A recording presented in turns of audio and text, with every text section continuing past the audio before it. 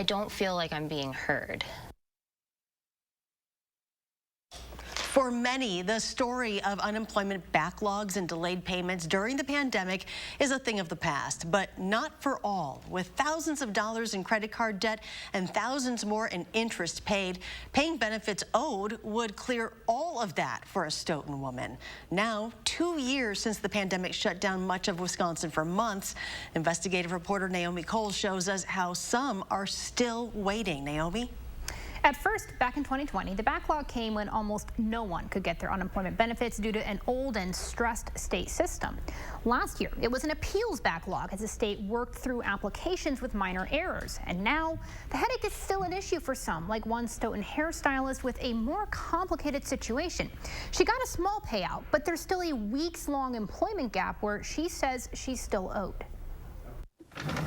For hairstylist Falicia Block, life was all coming together. Starting the business was amazing. Then in March 2020, it wasn't. Just we were told literally with like the day that we had to close by 5 p.m. And I worked until 8 that night. For almost 10 weeks, Falicia and her family put their bills on credit cards. She's the main breadwinner, and like so many, she thought help was coming. We were told that, we were going to be compensated with unemployment, that they would help us, the state would be there. 2 years and $2,400 in credit card interest later, she's still waiting. Her situation was complex. I have talked to about 20 different people. I've heard about 3 or 4 different things. Falicia rents a chair from a Stoughton salon owner, but she also provided part-time services at that salon.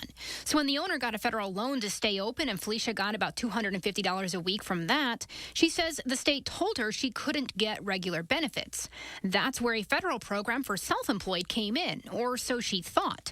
But multiple delays and appeals later, the state says that's not the case. I quite literally want to cry. I have extreme phone anxiety. Like, I hate making phone calls, and I have made well over 50 phone calls to them. The Department of Workforce Development sent a timeline of Felicia's case, but didn't answer follow-up questions or provide us an interview. According to the state, they've paid everything Falicia correctly filed for. Everyone I'm dealing with is having that issue. Attorney Victor Forberger, handling hundreds of complicated pandemic unemployment cases, says program eligibility issues are ongoing and often started with bad portal information or new, poorly trained state staff. Well, there's tons of bad advice out there and tons of confusion. And unfortunately, claimants are the ones now dealing with the backlogs and overpayment notices and still trying to get benefits going back to March of 2020. For Falicia and thousands of others where small errors led to massive appeal backlogs and even for some, massive overpayment debt,